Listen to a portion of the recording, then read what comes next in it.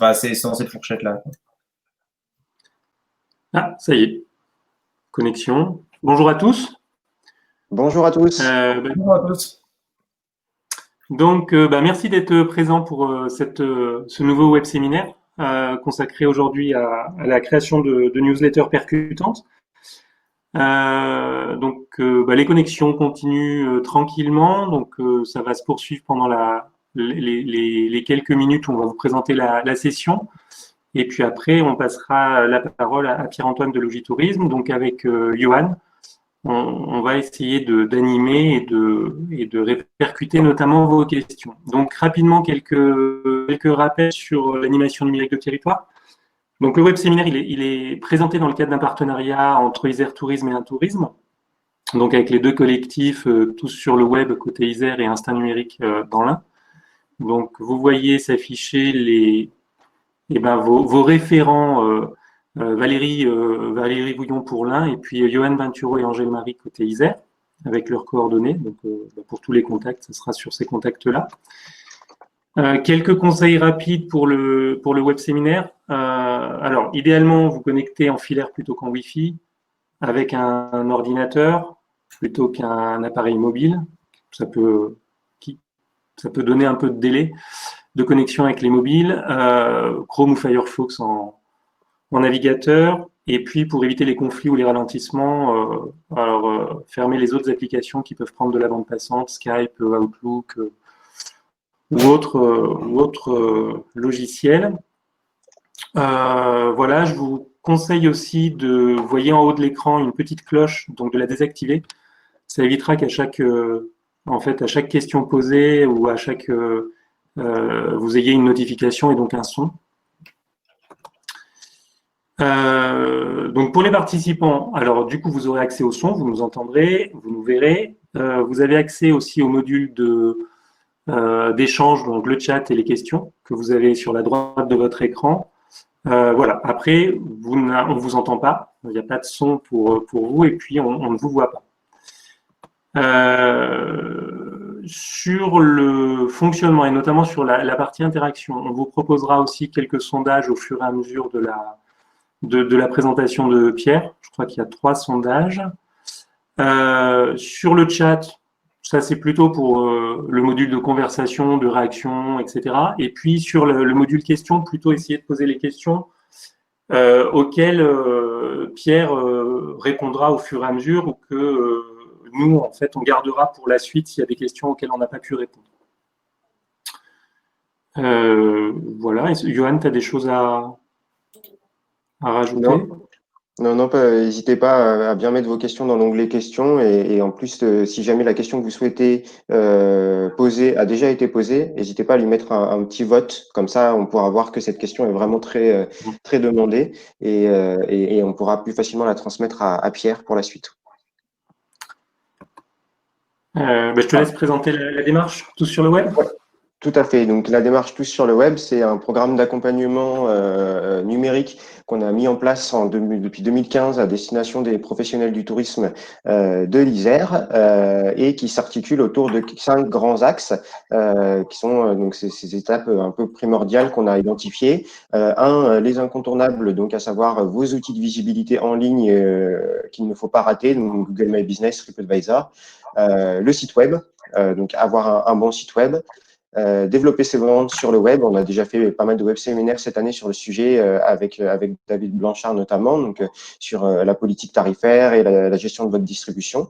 Développer ses ventes par la relation client. Donc c'est là, ça fait partie de le sujet du jour est dans cette thématique-là, puisque la newsletter c'est de la relation client. Et puis on en parlait la semaine dernière avec Frédéric Gonzalo, du coup sur développer ses ventes via les médias sociaux, et on parlait des stories la semaine dernière. Donc voilà, c'est toutes ces thématiques-là qu'on aborde dans le dispositif Tous sur le web, avec en ce moment principalement des web séminaires, mais sinon évidemment des ateliers et puis des formations. Donc c'est une démarche collaborative. Vous avez du coup là ici la carte de l'Isère. Vous avez plusieurs offices de tourisme qui sont impliqués dans cette démarche et qui ont qui ont au sein de leur structure des animateurs numériques qui peuvent vous aider. Donc, n'hésitez pas à vous tourner vers votre office de tourisme si vous avez des questions sur ces thématiques et que vous avez besoin d'aide. Vous trouverez des animateurs numériques de territoire qui peuvent probablement vous aider, ou en tout cas, peut-être vous rediriger vers nous. Et puis, n'hésitez pas non plus à vous diriger vers votre filière, hein, si vous êtes Gîtes de France, Clé Vacances, Isère Drôme Destination Junior, Isère Cheval Vert, etc. Vous avez aussi là des personnes qui sont compétentes pour pouvoir vous aider. Et donc, je laisse la parole à Loïc pour nous présenter la démarche d'Anda. Donc, même type de démarche hein, dans le département de l'Ain, avec un travail d'animation numérique de territoire en partenariat avec les offices de tourisme. Donc, vous voyez la carte avec vos référents en fonction des territoires. Donc, un collectif qui existe depuis maintenant plusieurs années et qui travaille sur les mêmes thématiques. Je ne vais pas faire les redites que Johan a déjà évoqué des thématiques. Donc, on est sur l'accompagnement, le conseil à la maîtrise des outils numériques. L'idée étant d'accompagner les professionnels sur la prise en main, sur le développement de leur activité en s'appuyant sur les outils numériques. Donc ça peut être sur, alors on l'a vu hein, sur Google My Business récemment, ça peut être sur Instagram, ça peut être sur les réseaux sociaux, ça peut être sur la vente en ligne, etc. Et puis après des accompagnements ou des ateliers qui sont proposés dans les territoires ou au niveau d'un tourisme plus spécifiquement sur certains outils. Voilà, un rappel rapide aussi du programme 2020, en tout cas pour le premier semestre. Donc avec les sujets qui ont déjà été traités jusqu'à aujourd'hui, donc il y a déjà eu 4 web séminaires, celui d'aujourd'hui sur les newsletters, et puis le 9 juin, un web séminaire qui sera sur comment bien connaître ses clients et disposer d'un fichier qualifié. Sujet hautement primordial et qui fait bien le lien notamment avec la newsletter. Voilà. Après le web séminaire, vous recevrez un lien vers le replay et puis vous aurez aussi le support de présentation. Voilà. Je pense qu'on a fait le tour. Écoutez, je vous propose qu'on passe à la présentation. Je vais laisser la parole à Pierre. Ah oui, merci. Je vous mets la... Ben voilà, impeccable. J'ai la présentation, je vais pouvoir commencer. Bonjour à tous. Je vais commencer déjà par remercier ceux qui ont pensé à mon anniversaire. Merci. Parce que c'est aujourd'hui. Alors, je vois qu'il y en a certains qui sont bien informés, donc merci d'avance à tous ceux qui me l'ont souhaité ou qui me le souhaiteront. Voilà, vous me connaissez peut-être, hein, j'ai déjà animé quelques webinaires, beaucoup de formations, il y a des personnes que je connais là hein, dans la liste. Et je vais quand même me présenter pour les autres. Donc, mon prénom, c'est Pierre et mon nom de famille, c'est Antoine. Donc, je suis consultant formateur pour l'agence Logitourisme.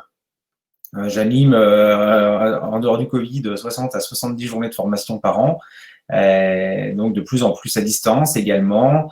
De plus en plus de webinaires. On s'est lancé aussi dans nos propres webinaires. C'est vrai que c'est un format qui est assez sympa, je trouve, parce qu'il est court, il est punchy. On se concentre finalement sur l'essentiel. C'est pour moi assez complémentaire à la formation. Voilà, avant j'étais chez Atout France, que vous connaissez peut-être. Donc je m'occupais de l'accompagnement de marchés étrangers sur la promotion de la France, déjà dans le numérique. Voilà. Que dire d'autre? Pas grand-chose. Si vous avez des questions, vous pourrez bien sûr me les poser. Je vous présente en 2 mots notre agence, donc Logitourisme, avec un volet uniquement consacré au e-tourisme, du conseil, de la formation. Voilà, on fait d'accompagnement sur les territoires, sur leur stratégie numérique, sur la création de sites, etc. Et donc, on a un studio, Yata, qui lui est uniquement orienté sur la production, la création de sites internet pour des offices de tourisme, des prestataires touristiques. Et on a volontairement en fait écarté, on va dire, le côté sémantique tourisme pour justement pouvoir aussi toucher davantage de cibles, mais toujours un petit peu dans les mêmes valeurs. Mais voilà, on travaille beaucoup aussi avec maintenant le monde de l'agriculture, le commerce, la vente à distance, etc. Voilà donc pour les 2 entités, donc Yata, Logitourisme, c'est 2 choses qui sont séparées, mais on est dans les mêmes locaux. Alors, comment va-t-on aborder aujourd'hui? Je vous ai mis le planning. Voilà, je ne vais pas vous le lire en détail, ça finira surtout pas, ça finirait par être ennuyeux. Mais comme ça, voilà, vous l'aurez lorsque vous aurez la présentation. On va commencer tout de suite par un petit sondage, comme ça sera l'occasion de tester les sondages. Et donc, normalement, la question s'affiche au niveau des sondages. Voilà, j'ai demandé à Loïc s'il peut. Voilà, nickel. Est-ce que vous avez déjà envoyé des emails marketing? On va commencer avec une question assez simple. Je pense que vous avez tous dans vos ordinateurs ou dans vos logiciels de compta des données clients, des emails, des informations marketing intéressantes. Et je voudrais savoir si justement vous réexploitez ces informations pour communiquer à travers l'email marketing. J'entends email marketing, c'est plutôt cette notion d'envoi de masse, quoi. C'est-à-dire que si vous envoyez un email avec votre boîte Orange ou votre boîte Outlook, c'est plutôt de l'email, on va dire, traditionnel, quoi. L'email marketing, c'est vraiment l'email qui a pour objectif d'attirer de nouveaux clients, de fidéliser, de prospecter, de reconquérir, avec justement voilà, cette notion vraiment marketing. Alors, on va regarder tout de suite le vote. Alors, je vois que vous êtes quasiment les 3/4. Je vois que ça bouge encore. On va attendre encore peut-être quelques instants. Encore que ça a l'air assez stable, 70-30. Je suis assez surpris. Alors, peut-être aussi parce qu'il y a quelques offices de touristes qui, en général, en font peut-être plus régulièrement. Mais en tout cas, c'est bien. C'est bien parce que c'est un canal qui est assez intéressant. C'est un canal qui est économique. C'est un canal qui fonctionne. C'est ce que je vais essayer, en tout cas, de vous démontrer. Je dis pas que c'est miraculeux, je dis pas que gratuitement vous allez pouvoir avoir un taux d'occupation de 95%, mais quand il est bien fait, il est globalement assez efficace. Vous voyez que ça se rétablit un petit peu, on est à 2/3, 1/3, mais quand même 2/3 d'entre vous ont déjà réalisé des emails marketing. Voilà, on va essayer de voir ensemble aujourd'hui quelles sont les clés autour de l'envoi de ces emails. On parlera un petit peu de la méthode, on parlera des outils et on parlera forcément un petit peu, je dis bien un petit peu, j'ai pas non plus envie de vous faire peur, mais on parlera un petit peu du RGPD parce que vous êtes, comme tout le monde, soumis en fait aux règles visant à protéger les données des utilisateurs et donc il y a un nouveau règlement depuis 2018. Et donc, il faut être conforme à ce règlement, même si vous avez des envois qui sont assez faibles, même si vous ne vendez pas des Rolex ou des produits pharmaceutiques, c'est pas grave. Tout le monde doit appliquer les mêmes règles, si vous voulez. Et voilà, je vous donnerai en tout cas quelques clés pour appréhender justement ce RGPD, mais sans se faire mal à la tête. Vous allez voir que c'est finalement assez simple et surtout, c'est beaucoup de bon sens. Il n'y a pas de règles tordues. Voilà, on contacte quelqu'un s'il le désire, etc. Donc, on verra ensemble les différentes règles autour du RGPD. Voilà pour l'introduction. Donc, on est parti pour une demi-heure. Comme d'habitude, si vous avez des questions, utilisez le module questions. Loïc va essayer en tout cas de faire du tri et peut-être de me les poser directement ou sinon je les lirai. C'est vrai que c'est aussi sympa des fois quand on peut co-animer pour avoir des retours. Voilà, ce qu'on essaiera de faire aussi, c'est peut-être de faire des temps questions-réponses de sorte à ne pas avoir la présentation et à la fin un bloc de questions. Voilà, ça permettra aussi de rythmer la présentation et de la rendre peut-être plus digeste. Voilà, j'espère que ce ne sera pas trop ennuyeux en tout cas. Mais voilà, ça la rendra peut-être plus dynamique si Loïc ou moi-même, de temps en temps, je m'arrête pour lire quelques questions. Si c'est OK pour toi, Loïc. Bon, allez, on est parti pour 30 ou 40 minutes. Alors, déjà, je voulais commencer cette présentation en parlant de performance. Parce que c'est vrai que, quelle que soit votre présence sur le web, il ne faut jamais oublier finalement les objectifs, pourquoi vous êtes là et ce que vous attendez de l'internaute. 3 indicateurs pour mesurer la réussite d'une campagne. Vous voyez, j'en ai pas mis 60, mais c'est 3 finalement qui sont incontournables. Le premier, c'est le taux de délivrabilité, je vais vous le détailler dans un instant, le taux d'ouverture et le taux de clic. La finalité, vous voyez, c'est le taux de clic. Il ne faut pas oublier que quelle que soit votre présence sur le web, vous n'avez qu'un seul objectif, c'est faire interagir l'internaute. C'est quoi une interaction? C'est un clic. C'est une souris, c'est juste ça. En fait, l'intérêt, la conversion, l'achat, l'objectif marketing, c'est toujours un clic. Si vous achetez quelque chose, ça finira toujours par un clic, renseignez vos coordonnées, etc. Mais vous cliquerez sur un bouton qui valide votre achat. Donc, on soit sur les réseaux sociaux, on cherche à faire interagir l'internaute à travers des j'aime, à travers des commentaires, à travers des partages. Quand on lance une campagne marketing, je sais pas, sur AdWords, par exemple, on veut que la personne clique. Et d'ailleurs, on paye au clic. Chaque fois que la personne clique, elle paye. Je paye, je veux dire. Une newsletter, c'est pareil. J'envoie un email, il faut que la personne, elle l'interagisse. Premièrement, elle ouvre, elle voit que l'objet est percutant, c'est incitatif, elle a envie de savoir ce qu'on va dire dans ce message. Elle clique sur l'email et ensuite, elle clique dans l'email sur un bouton. Par exemple, je veux en savoir plus, j'achète, je m'inscris, je télécharge. Et ça, si vous voulez, c'est vraiment ce qu'on appelle des conversions. Et il faut tout de suite, et ça, c'est vraiment quelque chose de fondamental, à chaque fois que vous envoyez des emails marketing, la finalité, c'est toujours faire cliquer l'internaute. Si vous avez des taux de clics qui sont faibles, forcément, la performance ne sera pas au rendez-vous. Je vous expliquerai plus tard que la performance a une incidence directe sur la délivrabilité et sur votre popularité, justement, dans les boîtes de messagerie. Donc, l'objectif, il est bien là, hein, les 3 indicateurs, c'est je m'assure que l'email arrive, je veille à ce que la personne l'ouvre et ensuite qu'elle clique. Alors, je vais détailler tout de suite, justement, ces 3 indicateurs. Le premier, c'est le taux de délivrabilité. Pour des raisons diverses, il se peut que lorsque vous envoyez des emails marketing, tous n'arrivent pas dans les messageries. Pourquoi ? Premièrement, il y a ce qu'on appelle les NPAI, c'est-à-dire ils n'arrivent pas à l'adresse indiquée. Vous savez, c'est comme quand vous envoyez un courrier à une personne, puis que cette personne n'habite plus à l'adresse indiquée. Donc, du coup, ce courrier vous revient en erreur, entre guillemets. C'est pareil, en fait, avec les emails. Et donc, on a plusieurs types de NPAI. Il y a ce qu'on appelle les soft et on a ce qu'on appelle les hard. Je ne veux pas vous enfumer avec du jargon technique, vous allez vite comprendre pourquoi. Le soft, ça peut être, par exemple, une boîte aux lettres qui est pleine ou un serveur qui est en panne, par exemple. C'est-à-dire qu'a priori, s'il y a une action humaine, l'erreur devrait être réparée et la personne pourrait à nouveau recevoir les emails. Les NPR, c'est plus compliqué. C'est le domaine qui n'existe pas. Par exemple, si vous essayez d'envoyer sur un caramel, tiens, par exemple, ou un Lycos, ou un voilà, vous savez, toutes ces messageries qu'on fermait au fil du temps. Donc ça, c'est des NPI hard. Et donc, envoyer des emails à des personnes qui n'existent pas, ça nuit à votre réputation et ça nuit à votre délivrabilité. On en reparlera un petit peu plus tard, mais vous allez voir, encore une fois, c'est beaucoup de bon sens et beaucoup de logique. Donc, vous devez veiller à ce que votre base de contact soit des personnes qui soient évidemment intéressées, etc., mais surtout des personnes qui existent, des personnes qui continuent à consulter leurs emails, des personnes qui existent, des personnes qui sont en vie, hein, ça paraît bête ce que je dis, mais voilà, on a tous dans nos bases de données des personnes qui, avec le temps, sont parties, et il faut impérativement faire le ménage aussi dans ces données, parce que ce taux de délivrabilité a une incidence sur votre popularité. Ça, je l'expliquerai un petit peu plus tard. Mais ça, c'est le premier indicateur.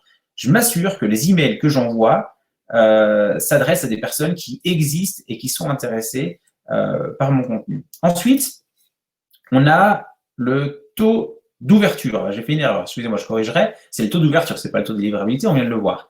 Le taux d'ouverture, c'est super important. Combien de personnes vont ouvrir mon email par rapport au nombre de personnes qui l'ont reçu? C'est l'indicateur majeur utilisé par les messageries pour mesurer l'intérêt d'une campagne.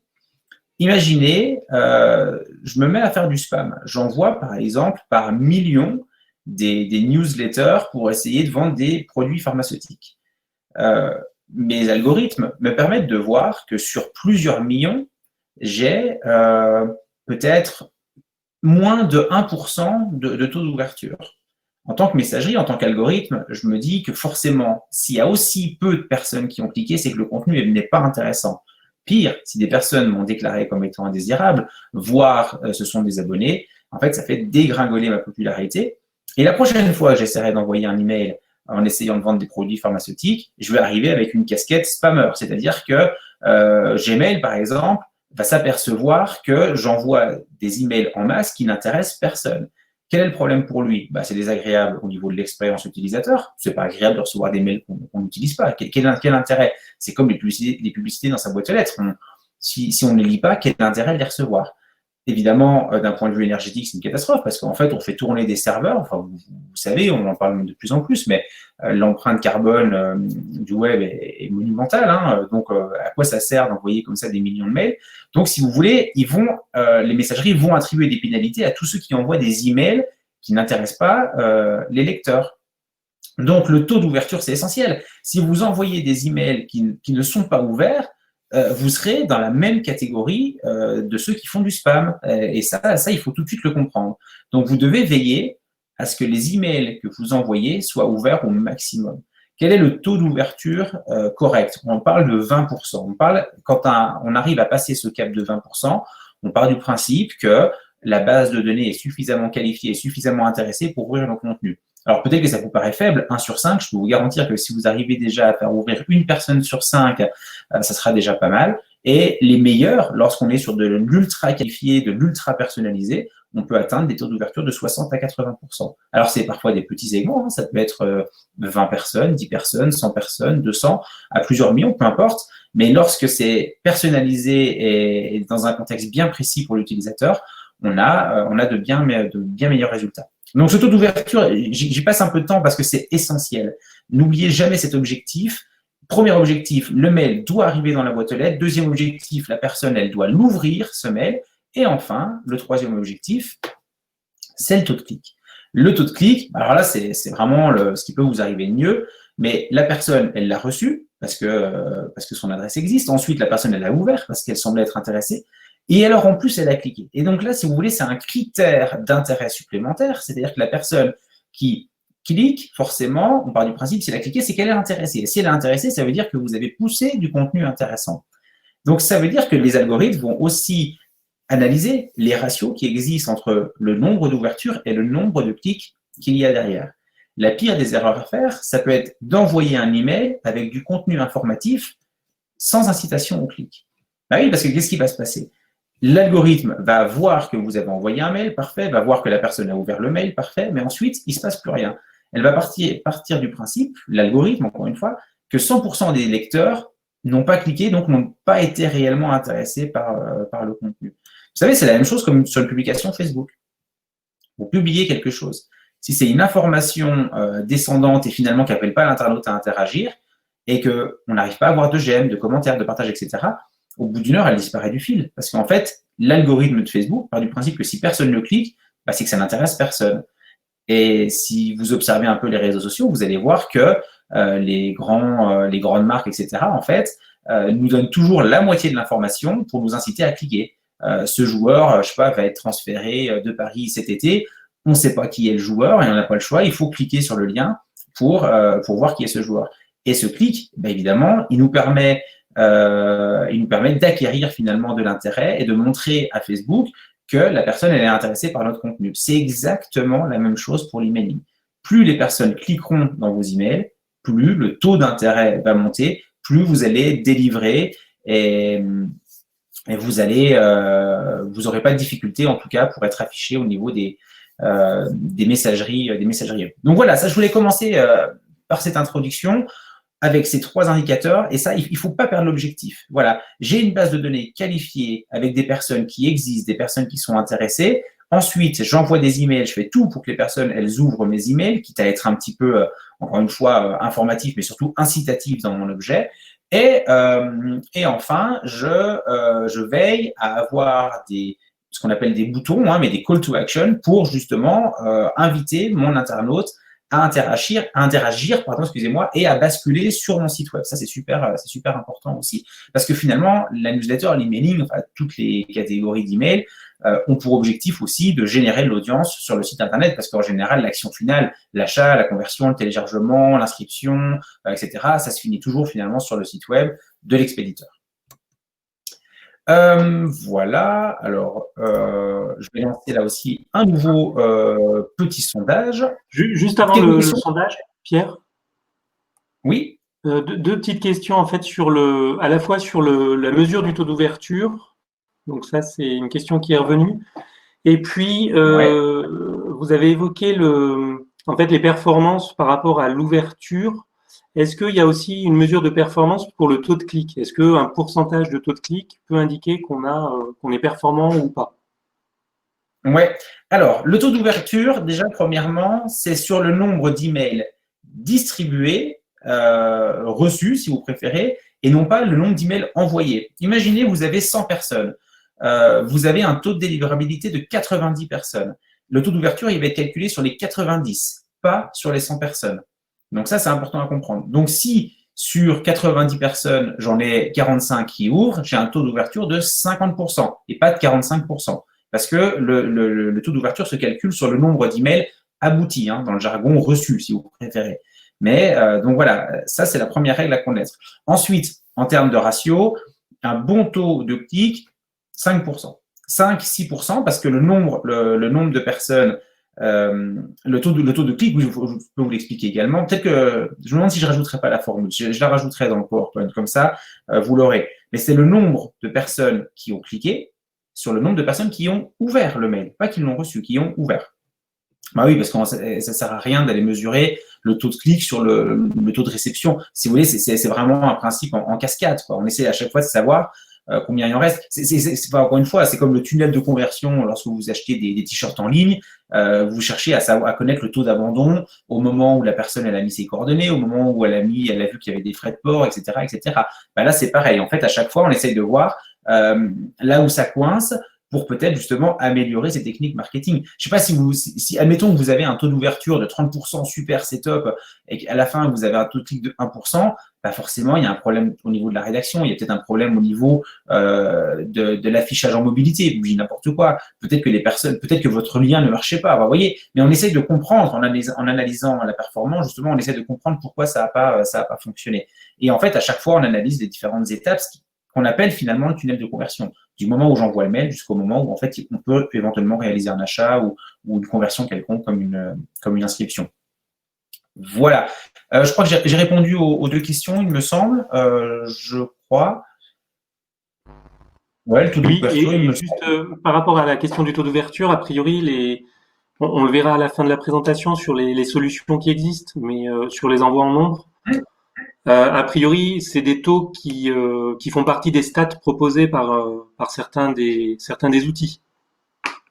Oui, bien sûr. Oui, c'est vrai que ça me semble tellement évident que je ne l'ai pas dit. Mais en fait, dans chaque outil professionnel que vous utilisez, vous avez toujours ce qu'on appelle une interface, c'est-à-dire que vous avez toujours des statistiques assez précises sur le nombre d'emails envoyés, le taux d'ouverture, le taux de clic, etc. Vous n'êtes pas noyé dans les chiffres, hein, je vous rassure tout de suite. Quand vous aurez compris les trois que je vous ai donnés ici, vous allez les retrouver dans votre outil. Par contre, ces chiffres-là, on les a que si on passe par un outil professionnel. Évidemment, Outlook ne vous donne pas votre taux d'ouverture. Ça, on est d'accord là-dessus. Bon, on lance le petit sondage? Ouais. C'est maintenant, hein, je crois. Hein, c'est ça. C'est lancé. Impeccable. Alors, les emails marketing, vous les lisez tous? Vous êtes à fond. Chaque fois que vous en recevez un, vous l'ouvrez et vous le lisez. Il vous arrive de lire les plus intéressants. Vous ne les lisez que très rarement. Ou alors, c'est comme ça, vous les supprimez tous parce que dès que vous voyez une publicité ou une marque arriver, c'est plus fort que vous la mettez sur le côté. Alors, moi, je vais répondre aussi de mon côté. Moi, je vais répondre, il m'arrive de lire les plus intéressants. Alors, on a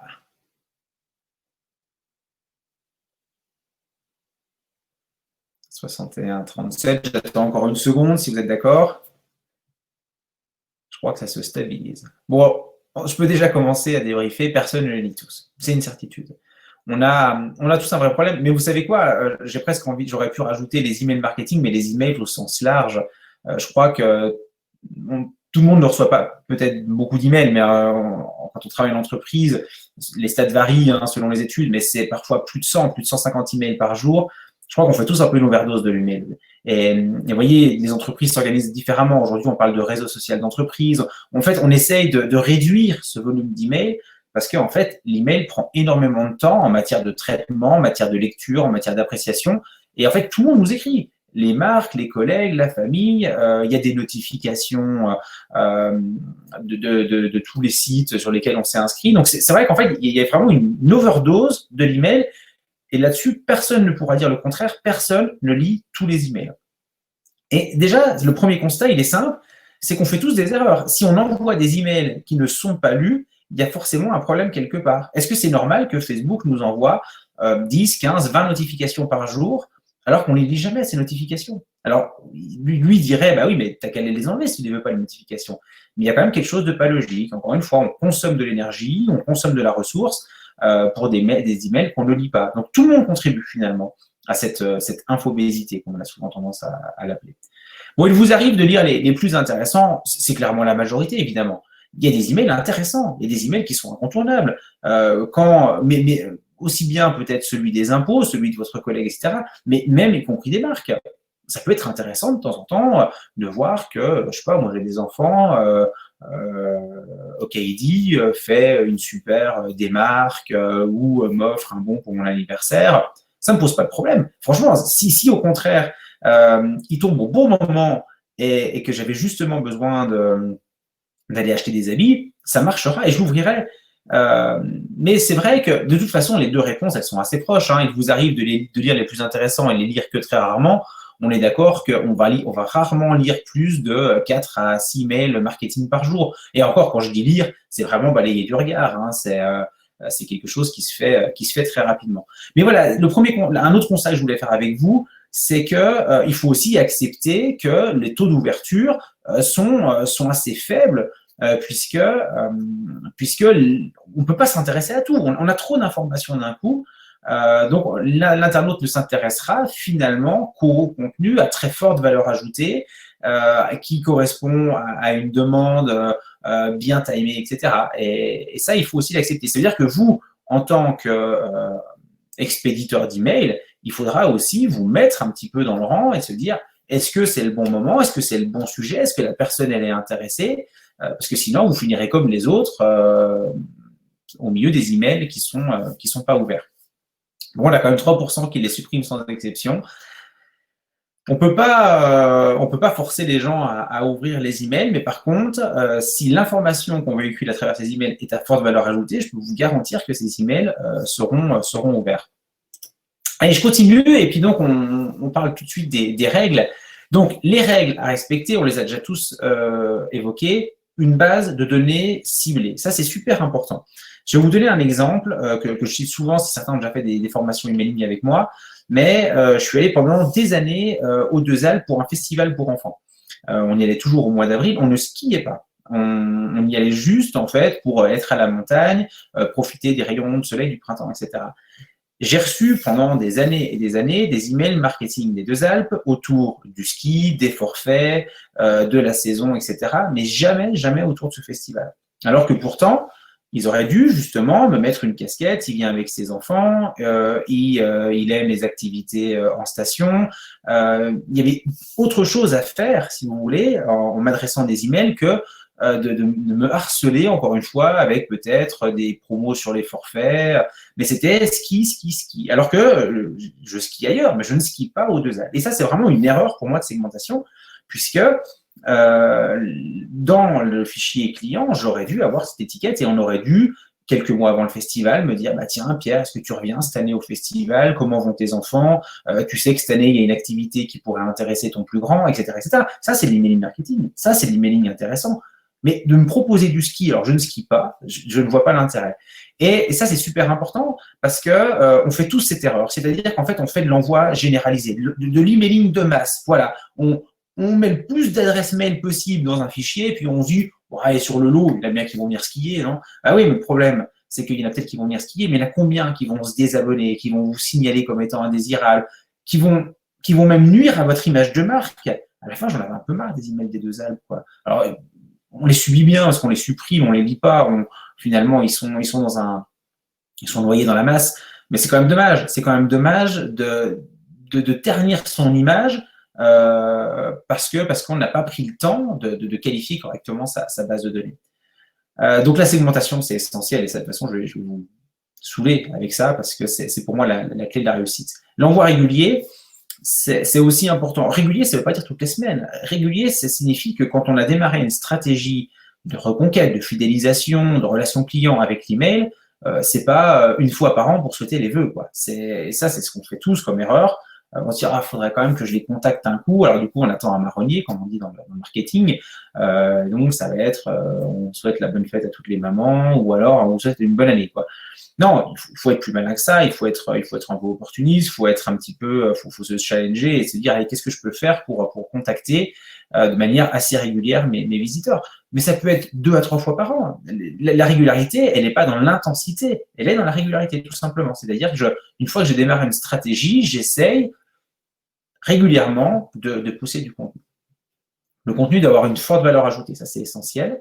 On n'envoie pas un email pour ne rien dire. Posez-vous réellement la question des vœux, par exemple. Est-ce que vous trouvez qu'il y a une forte valeur ajoutée dans les vœux? Alors, si vous avez fait une super vidéo, qu'elle est marrante, qu'elle véhicule des valeurs, pourquoi pas? Mais si c'est juste pour dire nous vous souhaitons le meilleur pour 2021, bon, je n'en sais rien, mais c'est vraiment pour dire de faire quelque chose, parce que je ne suis pas certain qu'économiquement, il y a des grosses retombées. Démarche commerciale limitée. On est sur des outils de com, comme les réseaux sociaux, comme le site web, encore que ce n'est pas forcément le meilleur exemple. Mais travaillons déjà sur votre image, sur la notoriété, sur ne pas oublier, entre guillemets, qu'on existe, ne pas être tout le temps un petit peu dans le marketing agressif, bon plan, dernière minute, on sature de ça. Donc, soyons plus malins. Essayons déjà de capter l'attention de l'internaute, donnons des nouvelles du logement, de la région, soyons empathiques, mettons des belles photos, essayons de travailler sur les émotions, vous voyez, essayer de faire peut-être revenir sur des souvenirs, etc. Ça ne veut pas dire qu'on n'est pas là pour vendre, évidemment qu'on est là pour vendre. Je veux dire, quand Intermarché fait ses campagnes de storytelling, il est là pour nous vendre des produits. Mais vous voyez qu'il essaye de jouer sur l'émotion, de nous raconter une histoire. Il faut essayer de faire à peu près pareil dans les emailing et ne pas arriver uniquement avec le bon plan, le marketing très agressif qui risquerait au bout d'un moment, là aussi, de lasser votre auditoire. Allez, j'avance un petit peu. Une lettre audacieuse et qui se démarque. Essayez d'être un petit peu original. Essayez d'adopter le ton du web. Soyez pas trop institutionnel. Si vous êtes un office de tourisme, amusez-vous un petit peu avec votre territoire, ses spécificités, son identité, la saison, ses prestataires. Mais racontez-nous finalement tout ce qui se passe. Mais ne soyez pas trop... je sais pas, les événements de la semaine avec le petit PDF qui liste tout ça. On supporte plus. Il faut se démarquer. Il faut se démarquer par la créativité, l'originalité, la mise en forme, le ton utilisé, un angle qu'on peut donner justement à sa stratégie éditoriale. Mais il faut être un peu plus fun, quoi. Si vous voulez que les emails soient ouverts, soient lus, soient cliqués, faut y mettre un petit peu de couleur, quoi. Vous voyez, encore une fois, si c'est quelque chose de très rébarbatif, comme les petites annonces sur un journal papier, personne ne les lira, c'est sûr et certain. Vous voyez bien sur le web, les contenus qui vous intéressent sont quand même ceux qui se démarquent et pas forcément ceux qui sont très droits, très bordés, avec un style qui sort surtout pas sur le côté. Non, il faut se lâcher davantage.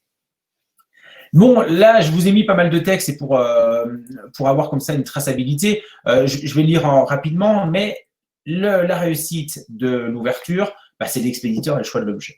De toute façon, on voit que ça. Quand vous êtes sur votre téléphone ou quand vous êtes sur votre ordinateur, si vous ouvrez le mail, c'est parce que vous avez vu qui vous a envoyé et quel était le contenu. Donc, l'expéditeur, plusieurs stratégies. Moi, j'aime bien, à titre personnel, voir peut-être le prénom de la personne. Ça peut être Pierre de Logitourisme, par exemple. C'est comme ça, au moins, on sait qui est derrière. Attention aux boîtes généralistes comme les contacts, les infos, etc. Parce qu'en fait, on veut pas nommer quelqu'un. Mais c'est bien aussi des fois d'humaniser un peu les emails. Pourquoi on ne mettrait pas son prénom? Quel est le problème? Ça peut très bien être Sophie, des cabanes de je sais pas où. Enfin, c'est pas du tout un problème. Mais vous voyez, il faut que la personne, elle se sente aussi un petit peu proche, peut-être de la marque, etc. Analysez les grandes marques, vous allez voir qu'elles travaillent souvent autour d'avatars, de personnes. Je crois que c'est vente privée. Alors je sais plus comment elle s'appelle, Julie, peut-être bien. Mais probablement que cette Julie n'existe pas. Hein. Mais vous voyez, on essaie d'humaniser un petit peu le nom de l'expéditeur. En tout cas, il doit être clair. Ça, c'est super important. Il doit être clair. Il ne faut pas qu'il y ait d'ambiguïté. Il faut que la personne, elle arrive à comprendre tout de suite qui est en train de lui envoyer un email. L'objet, pas d'objet vide, ça va de soi. On évitera évidemment les majuscules. Certains experts de la délivrabilité conseillent de quasiment pas mettre de ponctuation, par exemple. Allez, au pire, un point d'exclamation à la fin, mais vraiment, il faut être vigilant. On évitera les spam words comme gratuit, crédit, cliquez ici, prix incroyable, dernière minute. Tout ce qui pourrait finalement inciter l'internaute à cliquer pour le faire ouvrir et peut-être l'envoyer sur un contenu un peu négatif.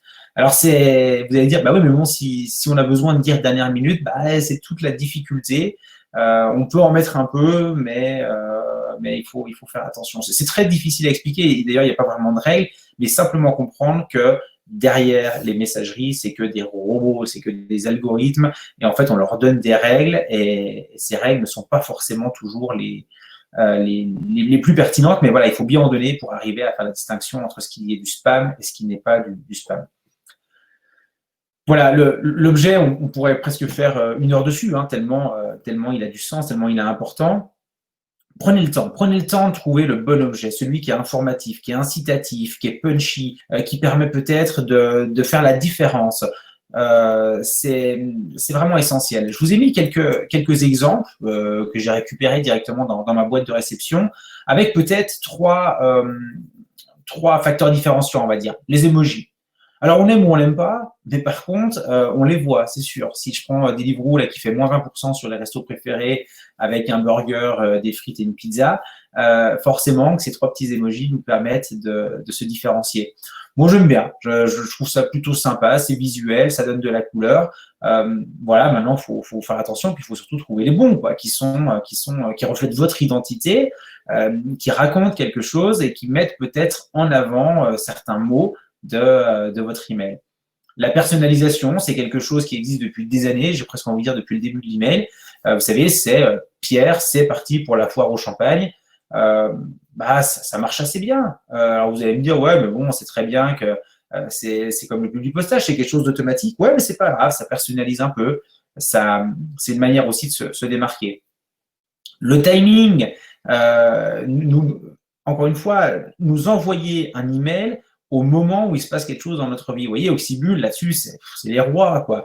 À chaque fois que c'est l'anniversaire de mes enfants, ils m'envoient un petit mail 2 mois avant, ils me disent, tiens, c'est vrai que c'est l'anniversaire de gamin, puis je sais quel âge il a. Et je sais ce que les enfants de 8 ans aiment. Là, on a un nouveau jeu qui est absolument sans sas, qui cartonne. C'est super intéressant quand même pour moi. C'est-à-dire qu'il arrive au bon moment, il arrive avec des solutions de cadeaux, il me donne des conseils sur ce qui fonctionne bien auprès d'un enfant de 8 ans. On est sur de l'emailing qui a forte valeur ajoutée. Parce que le timing est bon. S'il m'envoie joyeux anniversaire à Gabin qui est né en décembre, s'il me l'envoie en juin, j'en ai rien à cirer. C'est pas le bon moment. C'est pas là que je vais lui acheter un cadeau. Donc, vous voyez, le timing, c'est super important. Mais alors, pour ça, vous comprenez bien qu'il faut avoir une base de données qui est qualifiée. Mais qu'est-ce qui vous empêcherait, par exemple, je ne sais pas si vous avez, par exemple, des chambres d'hôtes, il y a des amis qui se sont retrouvés pour fêter des anniversaires, etc. Qu'est-ce qui vous empêche de faire la même chose? Et si vous vous retrouviez pour l'anniversaire de Marjorie, comme l'année dernière, pour sortir une photo, etc. Vous pouvez vous amuser avec ça. Alors, bien sûr, il faut avoir leur accord, ça peut être un peu dangereux, mais si les grandes marques le font, qu'est-ce qui vous empêche, vous, de le faire? On a souvent peur, on a peur d'être intrusif, on a peur de ne pas respecter les règles. Les règles, il faut les connaître, mais rien ne vous empêche de faire de la relance client et de vous appuyer peut-être sur des choses que vous avez observées, la participation à un événement, alors évidemment il y en a moins en ce moment, mais voilà, des retrouvailles, des cousinades, des événements particuliers, etc. Appuyez-vous sur ces données pour justement choisir le bon timing et envoyer l'email au bon moment. Reprenons l'exemple des 2 Alpes, c'est exactement ça. L'email, il aurait dû me parvenir en fait quelques jours avant, non, plus depuis quelques semaines, parce qu'il faut quand même réserver l'hébergement, en me disant, est-ce que tu reviens cette année? Est-ce que tu reviens cette année avec les enfants? Tu as vu la programmation? C'est fou. Et là, effectivement, ça m'intéresserait.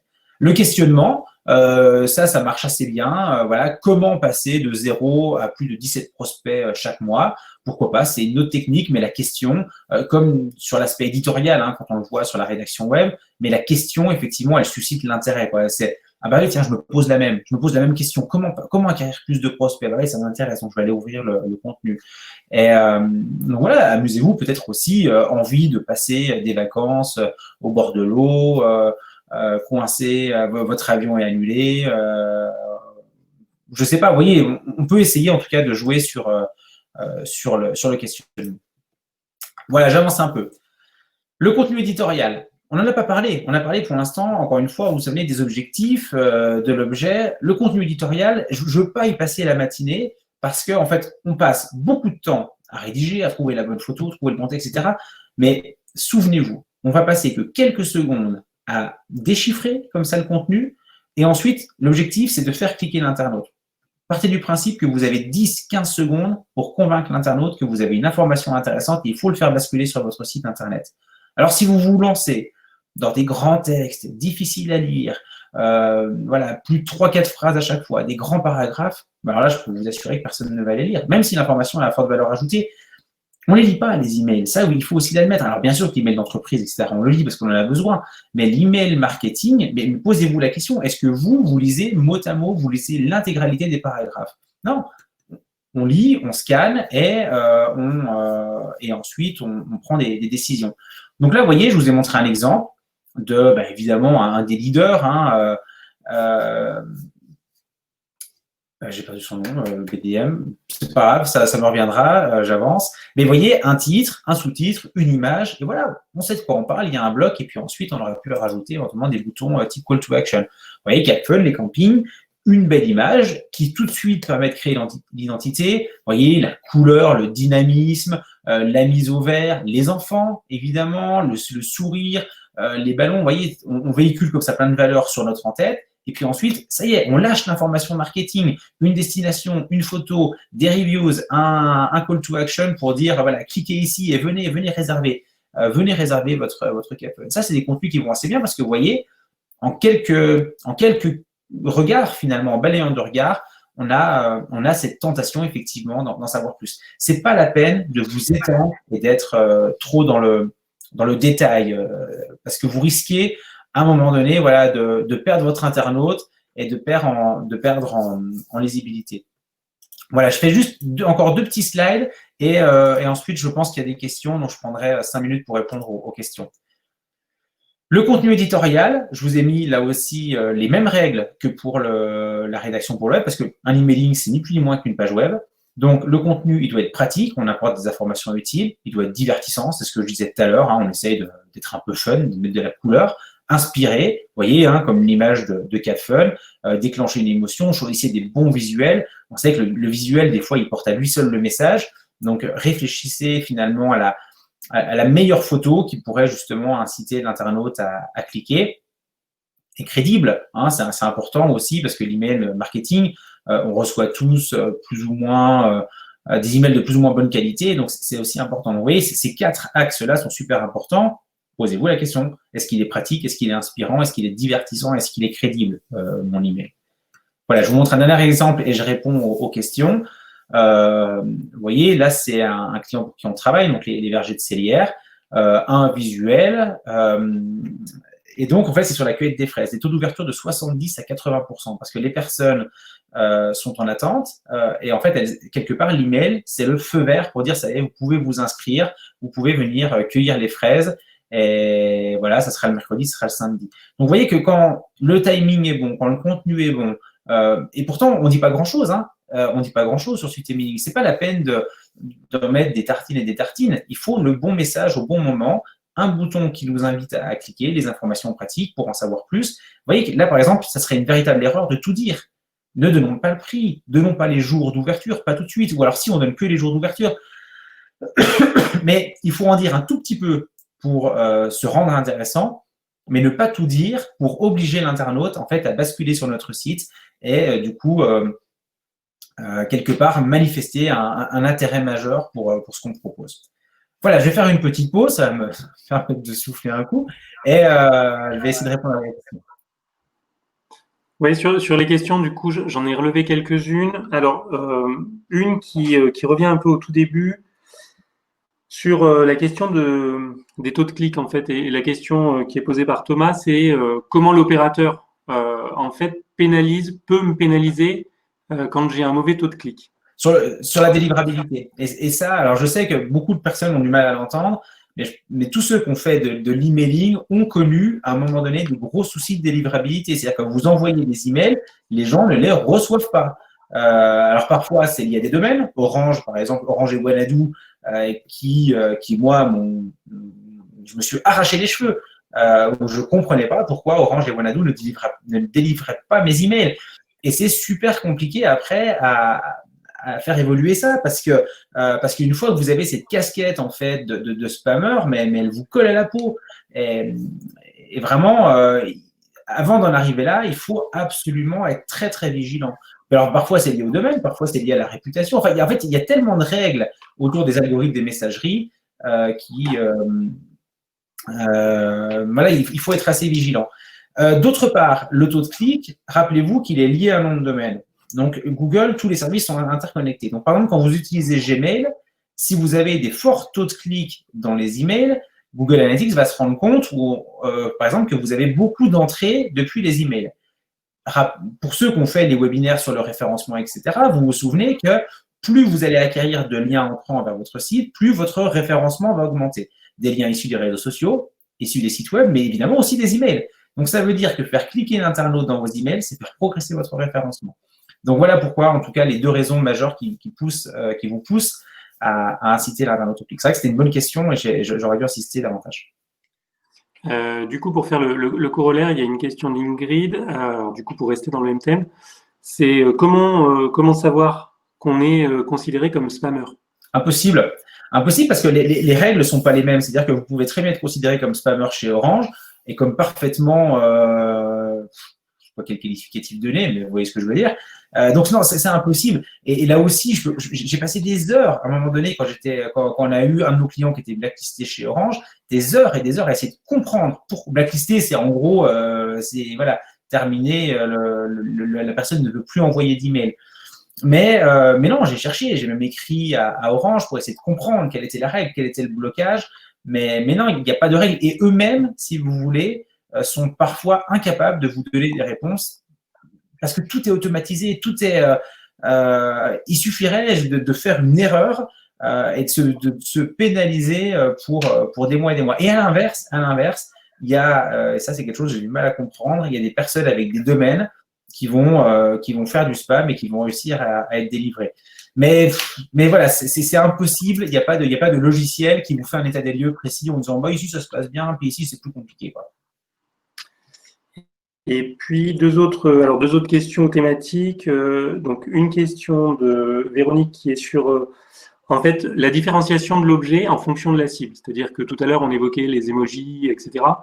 Donc pour certains clients ça peut matcher. Est-ce que par contre si on cible d'autres clients, il faut avoir cette réflexion sur l'objet en fonction aussi de la cible?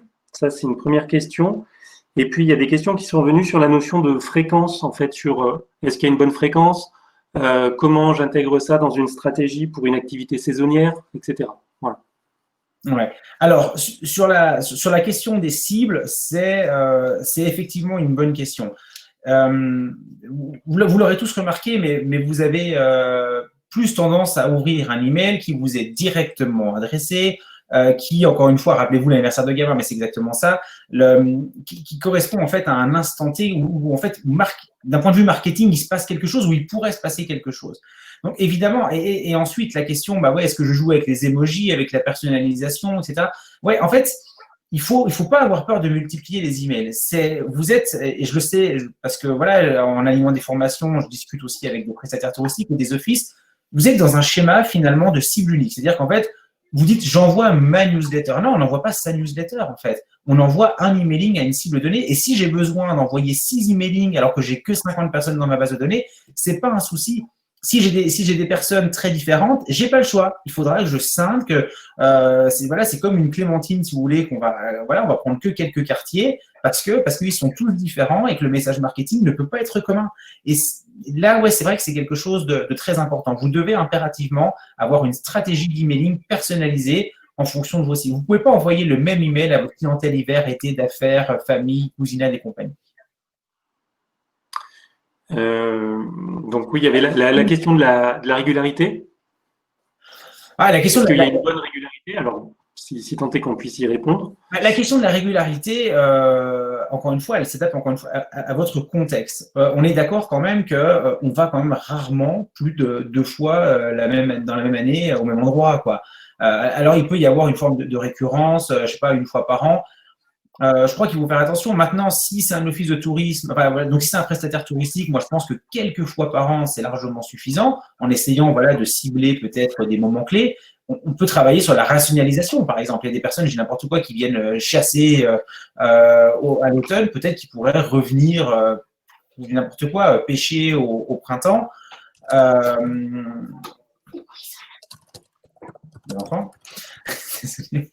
Et donc voilà, on peut essayer de rationaliser. Mais voilà, clairement, un prestataire touristique, il ne pourra pas faire des envois tous les mois. Ça n'a pas de sens. Par contre, un office de tourisme, lui, il peut très bien le faire. C'est vraiment, c'est une question de piège pour moi parce que j'ai du mal à vous dire quel est le rythme idéal. Je pense que le rythme idéal, c'est celui qui nous permet de ne pas perdre le fil avec sa clientèle et qui nous permet de rester suffisamment à distance pour ne pas non plus les sursolliciter et, vous voyez, finir par dire, ouais, ils sont gentils, les logis de la Tulipe, mais ils ne vont pas m'écrire tous les mois, c'est bon, j'y suis allé l'année dernière. Vous voyez, au bout d'un moment, on pourrait commencer à en avoir un petit peu marre, quoi, des emails répétés. Voilà, j'ai l'impression que je n'ai pas hyper bien répondu à la question. Non, non, après, il y avait des questions. Voilà, effectivement, le fait de dire que de toute façon, il faut caler sa stratégie fait que elle peut pas être identique pour tous les opérateurs. Donc, c'est compliqué d'y répondre. Voilà. Par contre, ce qui est important, c'est effectivement de réfléchir à ses cibles et à son message. Et puis, une dernière question, si on peut prendre 30 secondes, qui faisait lien entre la partie spam et la partie contenu. Est-ce que le fait, par exemple, d'avoir du texte ou de l'image dans le contenu, dans le corps du message, est-ce que ça peut générer une identification comme courrier indésirable ou ça n'a pas forcément d'influence? Alors, c'est aussi une super question. Quand j'étais chez Atout France, on faisait beaucoup d'emailing, les réseaux sociaux débutaient. Et en fait, on faisait toujours travailler un web designer sur ce qu'on appelait des planches. Donc, en fait, il intégrait des images, du texte par-dessus, puis ensuite, en fait, on découpait en plusieurs parties. Et en fait, on recollait l'image. Techniquement, c'est un peu difficile à expliquer, mais c'est juste pour vous dire qu'en fait, tout le texte était intégré dans les images. Et assez rapidement, les messageries se sont rendues compte que c'était compliqué parce qu'en envoyant une image, on ne pouvait pas analyser le contenu qu'il y avait dedans. Donc, les messageries ont dit stop à ça. Maintenant, il y a les images d'un côté, le texte de l'autre. Il faut qu'on puisse lire le contenu pour comprendre justement si on peut délivrer le contenu. Rappelez-vous, il y a 10 ans, il y a 15 ans, quand Rolex, Viagra, etc. envoyaient des emails, il essayait avec des petits points dans l'image de faire en sorte que les moteurs ne puissent pas lire le contenu qu'il y avait sur l'image, mais que l'humain, lui, avec ses yeux évidemment, arrivait à distinguer les lettres et à comprendre le message marketing. Bon, tout ça, c'est derrière nous, hein, normalement, on ne reçoit plus ce type de message, mais il y a effectivement un problème de délivrabilité avec cette histoire de texte et d'image. Bon, les règles, c'est quoi? Les règles, c'est qu'une image ou 2 images dans le contenu de l'email, pas plus, 3 si c'est des petites, etc.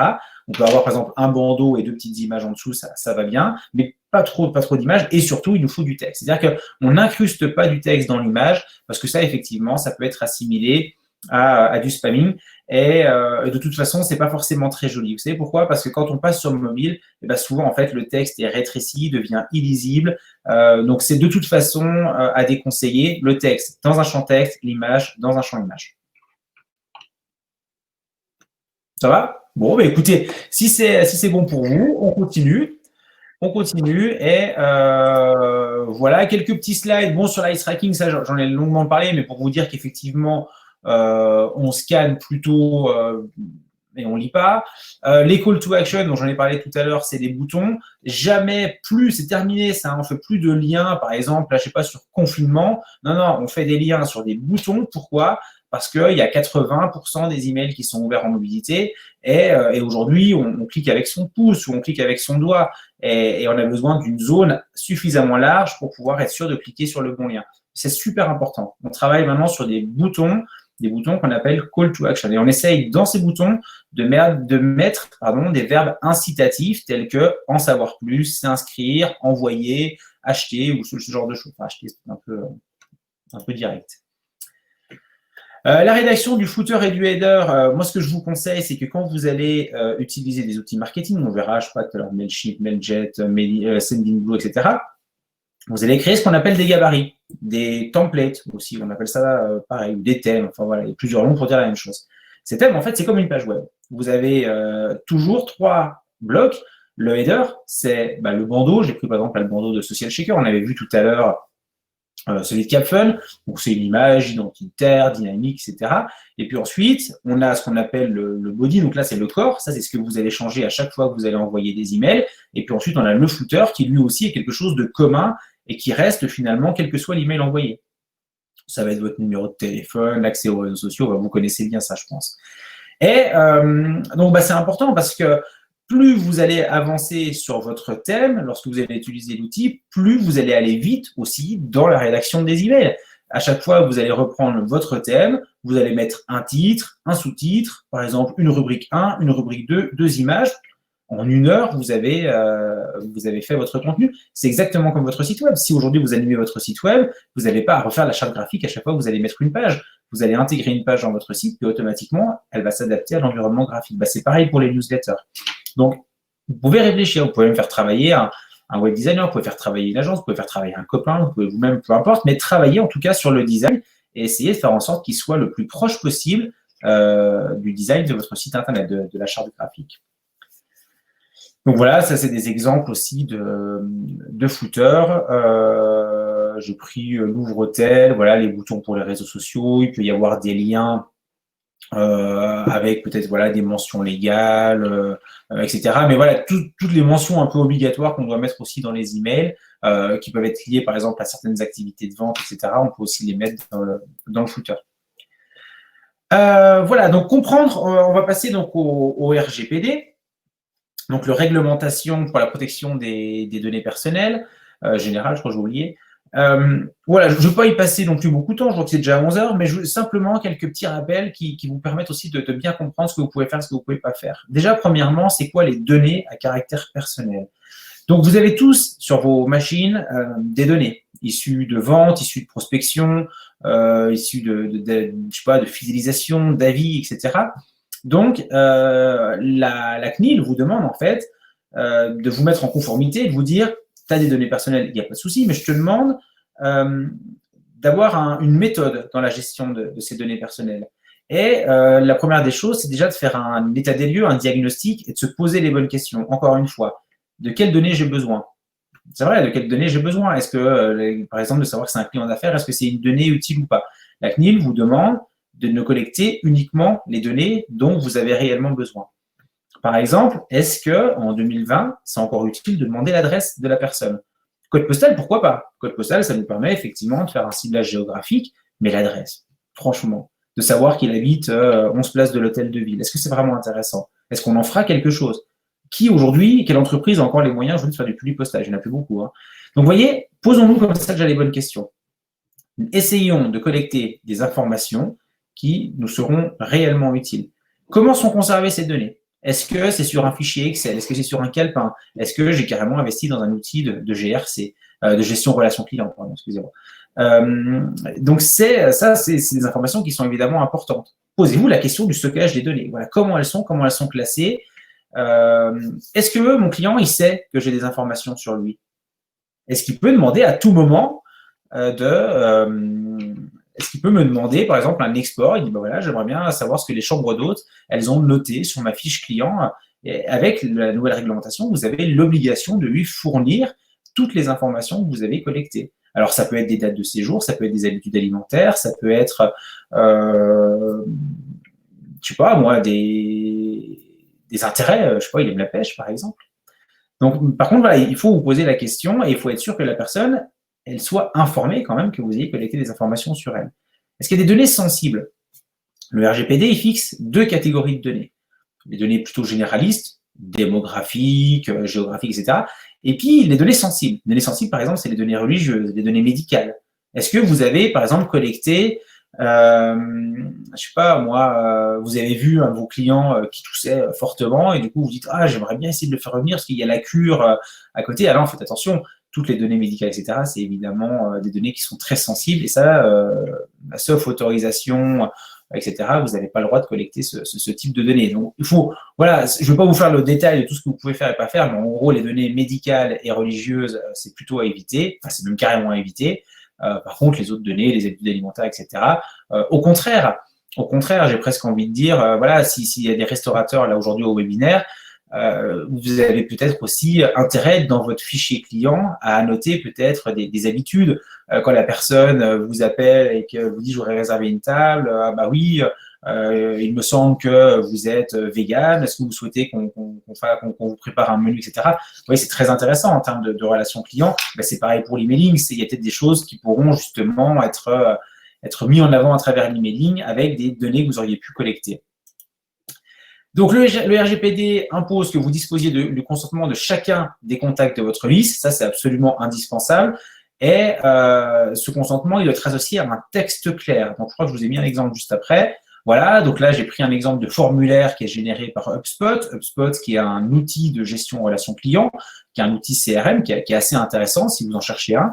Et là, vous voyez, je ne sais pas si on voit très bien, mais donc il s'agit d'une ferme. Et donc, la ferme, en fait, détaille justement pourquoi elle collecte ces données. Elle peut envoyer des emails, elle peut envoyer des SMS, elle peut informer, par exemple, sur le rythme d'envoi. Mais ça, c'est important. C'est-à-dire que s'il y a des personnes qui s'inscrivent spontanément à vos newsletters, à vos emails, etc., il faut impérativement, aujourd'hui, intégrer ces mentions. Normalement, je crois que tous les outils aujourd'hui prévoient ces mentions RGPD. Vous pouvez bien évidemment les personnaliser au nom de votre entreprise, etc. Mais si vous allez sur du Mailjet, si vous allez sur du Mailchimp, si vous allez même sur du HubSpot, on peut aussi faire des envois d'emailing avec HubSpot. Normalement, quand vous générez vos formulaires d'inscription, il y a déjà des champs qui s'appellent justement RGPD que vous pouvez intégrer pour être absolument conforme. Mais vous voyez que ça a un petit peu changé tout ça. Avant, c'était quoi? C'était une case à cocher qui nous disait est-ce que tu es d'accord pour recevoir des informations de la ferme de la Tuilerie? Et là, non, c'est plus complexe que ça. C'est comment je vais te contacter. Je m'engage à ne pas transmettre les coordonnées que je collecte à des partenaires. Bah ouais, parce que vous pourriez très bien décider de revendre, par exemple, des données. Si vous arrivez à, je sais pas, par exemple, la ferme qui va vendre, je sais pas, des poulets. Si à un moment donné, elle a plus de clients que d'offres, elle pourrait très bien dire, bah ouais, je vais peut-être vendre aussi mon fichier client à une autre personne, et puis ça se vend très cher. Quand vous vendez des emails qualifiés, ça peut se vendre, je sais pas, moins 3, 4, 5 euros l'email sans problème. Bah ouais, parce que derrière, vous donnez à une personne des contacts qui sont intéressés par un produit. C'est encore mieux que la publicité, quoi. Donc, le silence, attention, le silence ne vaut pas consentement. Si vous posez la question, mais que la personne ne répond pas, excusez-moi, il n'y a pas consentement. Ah oui, parce qu'en fait, au moment du RGPD, tout le monde envoyait des emails en disant, attends, tu recevais des newsletters, est-ce que tu es toujours d'accord pour les recevoir? Aujourd'hui, c'est un peu plus compliqué que ça. Bon, si il y a quand même une tolérance, c'est que si la personne est déjà cliente, si elle vous connaît, vous aviez l'habitude de lui envoyer des emails, c'est pas la peine de tout recommencer sur le processus d'inscription, etc. Il y a une tolérance et la personne, vous pourrez la contacter sans, d'un point de vue légal, j'entends, mais vous serez pas condamné à quoi que ce soit parce que la personne vous connaissait et était déjà cliente de votre entreprise. Voilà, j'avance un petit peu. Allez, quelques questions peut-être, et puis ça sera la dernière ligne droite. Je vais essayer de finir avant 11h15. Alors, du coup, les questions en fait qui arrivent là portent surtout sur les outils, outils d'envoi, etc. Donc, il y a encore quelques slides sur les 3 moments pour communiquer. Ouais, et après, on prendra le temps d'y répondre au moment où on abordera les quelques exemples d'outils. Eh ben, impeccable. Alors, j'enchaîne tout de suite avec les 3 moments pour communiquer. J'ai rajouté ces 3 slides parce que c'est des questions qui reviennent sans arrêt. Voilà, quand je peux contacter mes clients, je pense qu'au Nouvel An, j'ai pas d'autres instants clés. Alors, le moment commercial, l'événement, les marronniers, les événements de marché. Donc ça, évidemment, c'est quand il se passe quelque chose sur votre territoire et que vous voulez finalement faire partie de la fête. C'est ce que je mets. Vos concurrents communiquent en même temps, vos clients s'attendent à votre communication. Donc, s'il y a des événements majeurs, si c'est les réservations pour Noël, si c'est les réservations pour l'été, si c'est les réservations pour un week-end de mai, voilà, je crois qu'il faut y aller, et surtout si vous n'avez pas encore pris de réservation. Donc ça, c'est les moments commerciaux. Je sais pas, j'ai pas dit les moments commerciaux. Et il faut surfer dessus. Maintenant, il faut surfer sur ceux qui vous correspondent, encore une fois, qui correspondent aussi à un marché et ne pas communiquer sur tout et n'importe quoi. Cela, c'est assez simple. Ensuite, il y a les moments marques. Les moments marques, c'est des moments qui vous sont propres. C'est des moments où vous avez peut-être envie de communiquer. Ça peut être le lancement d'une saison pour un camping, par exemple. Ça peut être l'anniversaire de la marque, pourquoi pas, ou des rénovations, des choses que vous voudriez mettre en avant, voilà, un nouveau produit. Donc ça, c'est des moments qui vous sont propres. On dit que c'est quand même souvent intéressant, 1 fois ou 2 fois par an, je pense, quand on a un prestataire touristique, mais de communiquer un petit peu sur son activité, sur de la nouveauté, des moments marquants. Ça permet aussi de garder le contact avec ses clients. Et puis enfin, le dernier, c'est le moment client, c'est typiquement l'anniversaire de Gabin, par exemple, mais là où vraiment on est dans l'ultra personnalisé et on décide peut-être de contacter les personnes.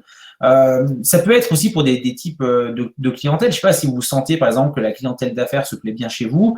Ça peut évidemment une restructuration de votre offre autour de ce type de clientèle et de faire un emailing en disant, voilà, on a capté de plus en plus de clients d'affaires cette année. On a encore restructuré davantage notre offre, on a quelque chose d'ultra personnalisé. Puis, vous voyez, on communique comme ça avec les emailing. Mais voilà, en tout cas, les trois types de moments. Donc maintenant, à partir de là, faites votre planning, essayez de trouver des moments peut-être commerciaux où ça serait intéressant de communiquer. Vous avez du mal à remplir alors que les autres remplissent bien. Les moments de la marque, ça peut être des moments où peut-être il se passe un peu moins de choses d'un point de vue commercial, mais justement, c'est le moment où jamais d'être un peu dans la reconquête, l'image de marque, etc. Et puis peut-être des moments clients où là, vous sentez que votre produit correspond à un besoin très spécifique et qu'il suffirait finalement de relancer quelques clients pour boucher les derniers trous de disponibilité, entre guillemets. Allez, on termine ce webinaire avec quelques outils. Alors, j'en ai mis 4. Mailchimp, Mailjet, Sendinblue, Sarbacane, c'est des outils qui sont plutôt adaptés au secteur du tourisme et en particulier aux prestataires touristiques. J'ai rajouté à ça 2 outils de gestion relation client, HubSpot, je crois que je l'ai évoqué tout à l'heure, et puis donc Bitrix 24, qui fait de la gestion relation client, mais qui est même plus globalement un outil de gestion de projet. Alors, on va commencer déjà par les outils. Il en existe des centaines. Le plus populaire aujourd'hui, c'est Mailchimp, d'un point de vue international. Aujourd'hui, Mailchimp vous permet d'envoyer 2000 emails d'un coup par jour et jusqu'à 2000 contacts. Non, pardon, je recommence. 12 000 emails par mois auprès de 2000 contacts. C'est l'offre gratuite imbattable. C'est celui aujourd'hui qui offre le meilleur rapport qualité-prix. Maintenant, il a un inconvénient, c'est qu'il est en anglais. Il est en anglais et les serveurs sont aux États-Unis, mais ça voilà, comme beaucoup. Et ça peut avoir des fois une incidence sur la délivrabilité. Mais bon, de toute façon, tous les outils, tôt ou tard, des fois, on finit par avoir des problèmes. Et c'est pas forcément lié à l'outil, c'est plutôt lié à la qualité. D'ailleurs, je suis en train de me dire que j'avais un sondage que j'ai oublié de lancer. Je le lancerai après, c'est pas grave. Donc voilà, Mailchimp, Mailchimp, 2000 contacts jusqu'à 12 000 emails par mois. Mailjet, Sendinblue, c'est vraiment les challengers qui sont 2 outils qui sont très intéressants. Alors, à titre personnel, Mailjet, je l'ai utilisé pendant des années. Je m'en suis un peu détaché suite à des problèmes de piratage sur les formulaires d'inscription et puis un service client que j'ai trouvé vraiment défaillant, quoi. Impossible de les joindre.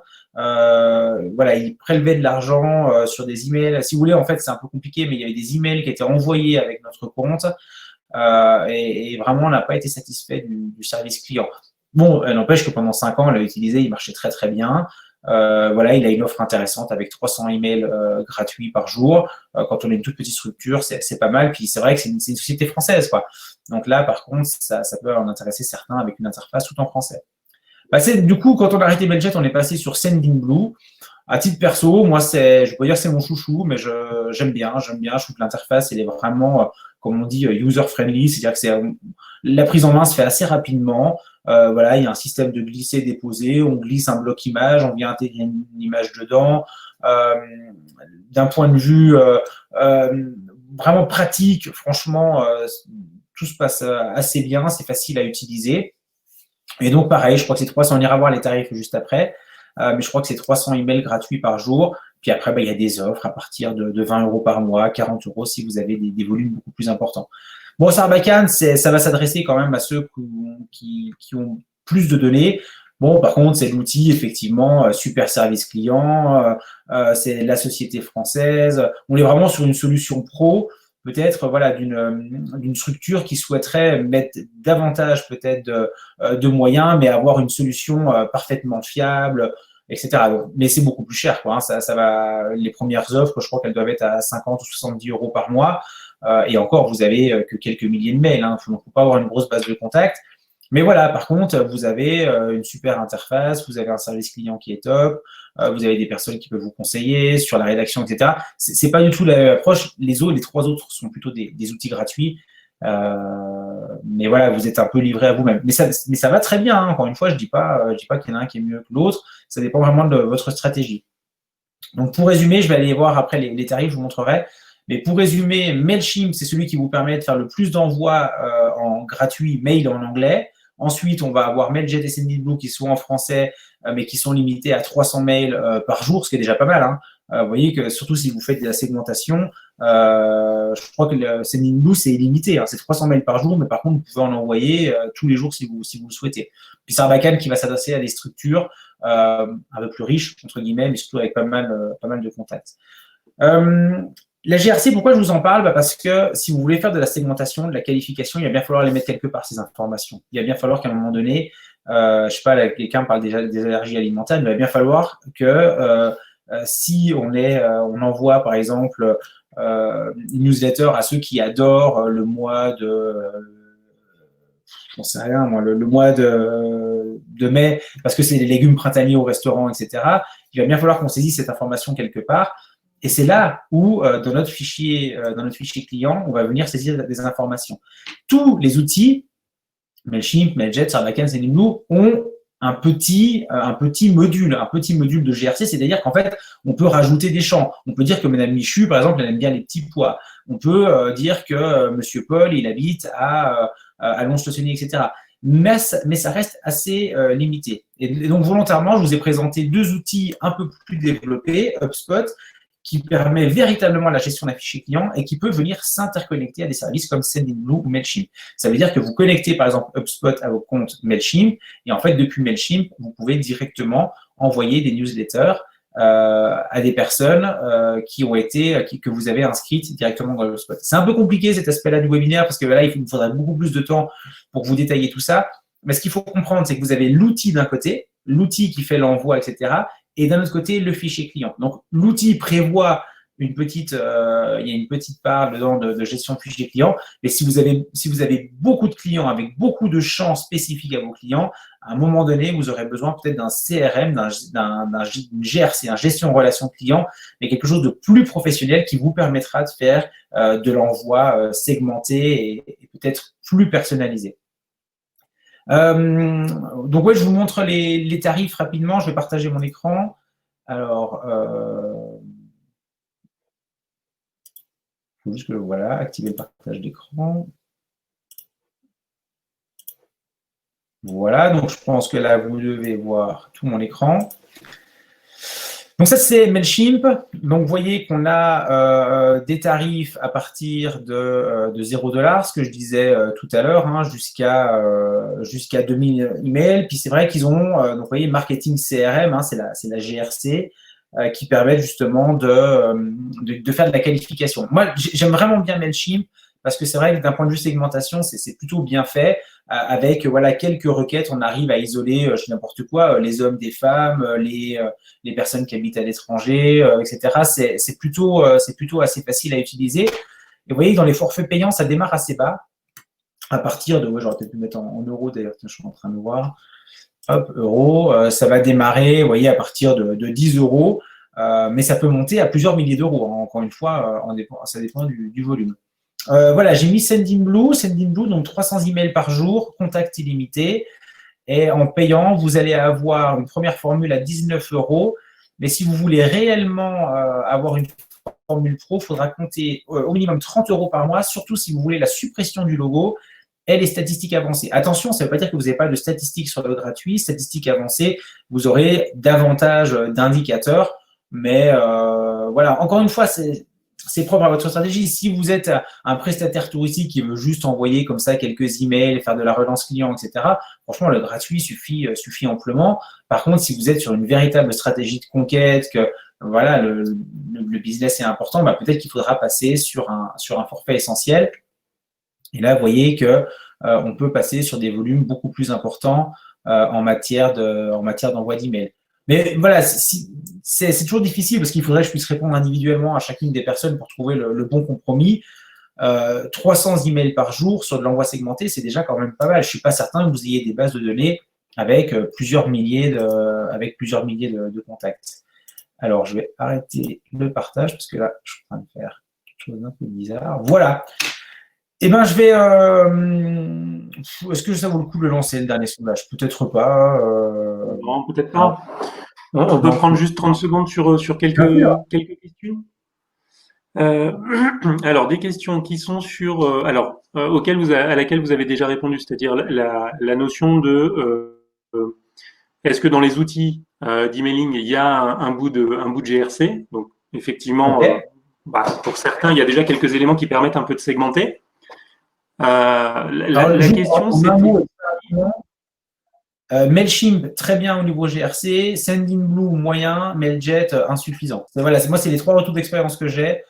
Mailjet, c'est vraiment pas simple de faire de la GRC avec Mailjet. Voilà, c'est juste une parenthèse. D'accord. Du coup, une des questions, c'était est-ce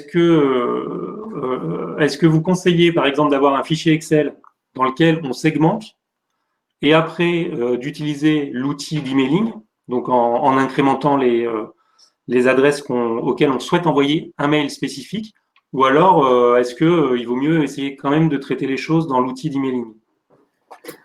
Alors, le fichier Excel, je vous le déconseille, mais très fortement. Parce que le fichier client, en fait, il doit être géré en ligne. Quand une personne se désabonne, il faut qu'elle soit désabonnée pour toujours. Or, si vous réimportez des personnes qui sont sur le fichier Excel, vous risquez à un moment donné de plus savoir qui s'est abonné, qui s'est désabonné. En plus, si vous recréez des listes à chaque fois, vous allez perdre la traçabilité sur qui a ouvert, qui a cliqué, etc. Donc, en fait, vous allez travailler sur un volume global de personnes. Et c'est là-dedans que vous allez faire des nuages, effectivement, en fonction des critères affinitaires ou démographiques. Le fichier Excel, vraiment, je sais que c'est quelque chose que vous aimez bien parce que vous le comprenez, vous le manipulez, mais c'est vraiment pas adapté. C'est beaucoup trop statique. Mais ça pourrait marcher, hein, ça pourrait marcher, mais je vous le déconseille. Il vaut mieux, franchement, prendre un jour ou deux et chercher à comprendre comment ajouter des champs, comment qualifier des personnes, comment gérer les formulaires, etc., plutôt que de pousser sans arrêt des imports. Et en plus, vous allez passer un temps fou, hein, chaque fois à réimporter, créer des listes spécifiques, envoyer, ça va être très complexe à gérer. 2 autres questions. Alors, en fait, sur le lien entre RGPD et puis les outils. Donc, une qui est sur… quelqu'un avait acheté, donc c'est Véronique qui avait acheté un fichier à Compass, à la société Compass. Et du coup… donc fichier plutôt prospect. Et la question, c'est est-ce qu'elle peut continuer à utiliser ses contacts pour envoyer des newsletters et quid du RGPD? Donc, grosso modo, comment elle peut continuer à leur adresser des newsletters? Bon, alors, ce qui est un peu particulier, c'est qu'en fait, là, il faudrait remonter à Compass. C'est Compass qui, en fait, lui, a fait une collecte d'emails et dans ses conditions de collecte, il a dit tu acceptes d'être contacté par Compass, mais aussi par les partenaires de Compass. Une fois qu'on a cliqué là-dessus, vous savez, votre email, il est parti, vous n'avez plus aucune maîtrise dessus parce qu'en fait, dans partenaires, on ne sait pas du tout de qui on parle. Ça signifie qu'il faudrait voir évidemment les conditions avec Compass et que en fonction des conditions, voir si l'usage il est fait. Sauf que le RGPD a changé effectivement un petit peu les règles, c'est-à-dire que maintenant, celui qui gère les données est aussi responsable de ces données. Et d'ailleurs, le RGPD est en train finalement presque de stopper cette activité de vente de prospects parce que ça devient trop compliqué à gérer. Et la personne, si elle doit se retourner, elle va pas se retourner contre Compass, elle va se retourner contre Véronique en disant mais Véronique, m'en fiche moi de Compass, faites ce que vous voulez pour acheter vos contacts, mais par contre moi je vous ai jamais donné mon accord pour là Véronique dira bah si vous l'avez donné à Compass, c'est lui qui nous a vendu les adresses. Alors, vous voyez, on va rentrer dans un débat un peu stérile, mais une chose est sûre, c'est que les destinataires du fichier client de Véronique, eux, ça va vraiment les énerver. Donc moi, j'aime pas cette idée d'achat de liste parce qu'en fait, on contacte des personnes qui sont pas intéressées. Alors peut-être que la bonne méthode serait déjà de recontacter ces personnes, de leur expliquer la démarche, de leur dire que voilà, c'est dans le cadre d'un partenariat avec Compass que vous avez eu ces adresses et est-ce que vous êtes d'accord pour continuer à recevoir nos emailing. Il risque d'y avoir pas mal de pertes, effectivement. Mais bon, il vaut mieux avoir un fichier de personnes intéressées que de faire de l'emailing de masse. J'espère au moins, voilà, s'il y a quelque chose à retenir, il y en a beaucoup, mais arrêtez l'emailing de masse. C'est quelque chose qu'on doit oublier. Il faut revenir sur des formats plus petits et beaucoup plus contextualisés. Ouais, ça répond à la question. Dernière question. Oui, c'était sur le. Alors, des questions sur vraiment là qui sont plutôt sur l'usage des outils newsletter. Donc sur Ouais, notamment, est-ce qu'il faut réintroduire les adresses mail individuellement? Alors dans les outils, ça peut être Mailchimp ou autre. Ou alors, est-ce que c'est, alors je pense que ça, en envoi en CCI, je pense que c'était plutôt avec des outils de mail type Gmail ou Outlook. Voilà, la question c'est est-ce qu'on incrémente, je pense comprendre la question de Mireille, c'est est-ce qu'on incrémente directement les adresses dans l'outil de mailing ou est-ce que on le gère dans l'envoi dans l'outil d'envoi de mail type Outlook. ouais. Donc, Bon, concrètement, est-ce alors, que vous déjà, envoyez des newsletters avec un outil type Outlook? ouais. Non, mais franchement, déjà, envoyer l'emailing de masse avec Outlook, là, vous prenez trop de risques. C'est-à-dire que si vous êtes blacklisté à un moment donné chez certaines messageries, vous ne pourrez plus envoyer email du tout, mailing ou pas mailing. Donc, de toute façon, c'est quelque chose qu'il faut arrêter. Et plus les années passent, plus on réduit même le nombre d'expéditeurs. Et aujourd'hui, on estime qu'au-delà de 15 expéditeurs, ça devient très dangereux d'envoyer des emails. Voilà, si vous êtes à 20, 30, 40, je vous donne pas 15 jours avant de plus être délivré, même pour des emails classiques. Donc, on ne fait pas d'emailing avec Gmail, avec Outlook. Ça, c'est quelque chose qu'il faut admettre. Et là, je m'adresse aussi aux offices de tourisme qui font beaucoup d'emailing auprès de leurs sociopros avec les messageries. Nous, je sais qu'à l'agence, il n'y a pas une semaine sans qu'on soit pas obligé justement de rappeler aux clients il ne faut pas faire d'emailing avec ces emails professionnels et ces logiciels Outlook. C'est pas du tout adapté et c'est prendre de gros risques pour rien. Donc la question, elle est simple. Les emails, on les intègre dans le logiciel professionnel. C'est lui qui nous permettra de faire cette gestion de données, cette qualification, et on pourra venir sélectionner les segments sur lesquels on souhaite faire partir l'information. Et du coup, outil mailing versus RGPD, est-ce que donc quand on envoie la newsletter, est-ce que l'outil d'envoi, donc Mailchimp ou Sendinblue, en fait, prend en compte après les refus de réception des newsletters? Ah ouais, c'est une super question, c'est une très bonne question. En fait, les messageries professionnelles type Mailchimp, Sendinblue, etc., ils ont signé ce qu'on appelle des accords, notamment Return Path, etc. Si vous voulez, c'est des accords de bonne conduite. C'est-à-dire que si vous envoyez un mail de masse avec Mailchimp, par exemple, vous serez bien mieux délivré que si vous créez votre propre outil d'emailing. Parce qu'en fait, ils se sont entendus en disant voilà, Mailchimp, ils ont signé des accords justement sur les bonnes pratiques en matière de délivrabilité. Et par exemple, Mailchimp, si vous avez un NPI-Yard, automatiquement, il va être retiré de la base de données sans vous demander votre avis. Parce que justement, il s'est rendu compte que cette personne n'existait pas.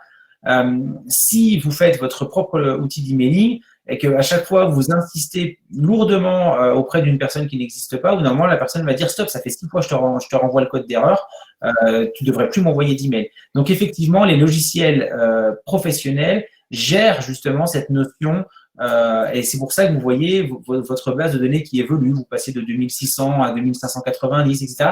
Ils gèrent pour vous les abonnements, les personnes qui vous déclarent comme indésirables, les MPAI, etc. Et donc c'est plutôt pas mal parce que ça vous fait le travail à votre place, quoi. Et puis deux autres questions pour aller jusqu'à 11h30 et puis essayer de pas trop bloquer les personnes. Donc une question alors qui vient d'un office de tourisme, donc c'est Morgane qui utilisait Mailjet et son agence web lui a proposé de passer sur un système interne, de module interne, en évoquant le fait qu'en passant par des outils type Mailjet ou Sarbacane, il y avait un peu plus de courriers qui étaient identifiés comme indésirables. Alors, est-ce que c'est une réalité ou pas? Ouais, bah ça, c'est le grand débat qu'on a nous-mêmes à l'agence. Il y a certains. Moi, ce que je peux vous dire, c'est qu'aujourd'hui, il faut signer des accréditations. Enfin, je sais pas comment vous expliquer, mais en fait, il y a vraiment plusieurs protocoles. Il y a des signatures dans les emails, il y a donc les normes Return Path que j'expliquais tout à l'heure, etc. Si son agence, ils ont bricolé un serveur SMTP qui permet de faire l'envoi de masse, j'ai aucune certitude sur le fait qu'elle soit mieux délivrée.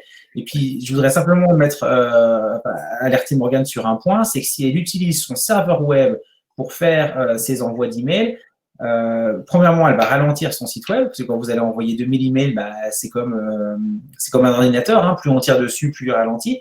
Donc, il y a ce risque-là. Et puis, si l'adresse IP se retrouve blacklistée, elle risque d'avoir des problèmes pour envoyer là aussi les simples emails. Je sais pas. Imaginez, par exemple, moi, je fais de l'emailing de masse avec Logitourisme, je me crée mon propre serveur, etc. Bah, si je suis blacklisté, par exemple, chez Gmail, un simple mail, même à une personne, il passera pas non plus. Donc, c'est quand même prendre des risques. Maintenant, je connais pas du tout son agence, je connais pas du tout. Si ça se trouve, c'est un système qui est complètement à part et qui permet de faire de l'envoi d'emailing et ça pose absolument aucun problème. Donc là, il faudrait vraiment que je rentre plus dans les détails. Mais voilà, de toute façon, ceux qui développent leurs propres outils, de toute façon, sont dans la critique par rapport aux outils gratuits. Et je peux pas dire qu'ils ont complètement tort parce que j'ai moi-même rencontré des soucis avec certaines personnes en formation sur des problèmes de délivrabilité. Mais il y a une chose dont je suis à peu près sûr, c'est que gratuit ou pas, tôt ou tard, on a tous des problèmes de délivrabilité quand on fait du mailing. Voilà, je crois qu'on a fait le tour. Non, c'est bon, bon bah.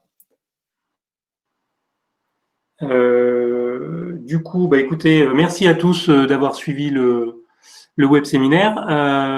Donc le replay, vous allez le recevoir dans la foulée, je pense, avec un mail. Sur des questions, avec Valérie, je pense qu'on fera, et puis avec Johan, on fera un recueil des questions et puis on reportera certaines réponses sur les questions les plus fréquentes. Voilà, et qu'on publiera via les outils qu'on a classiquement, donc sur le site pro.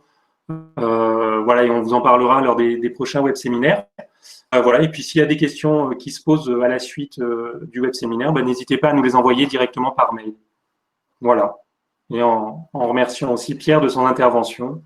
Bah ouais, merci à vous tous. Comme d'hab, j'ai débordé. À chaque fois, je me dis aujourd'hui, j'essaie de faire plus court et je parle trop. Je crois qu'il faut que je me fasse une raison. Non, merci en tout cas, merci à vous. Et je vous souhaite merci à tous.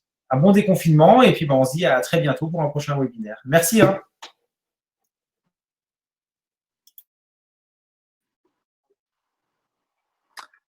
Merci, à bientôt. Au revoir à tous.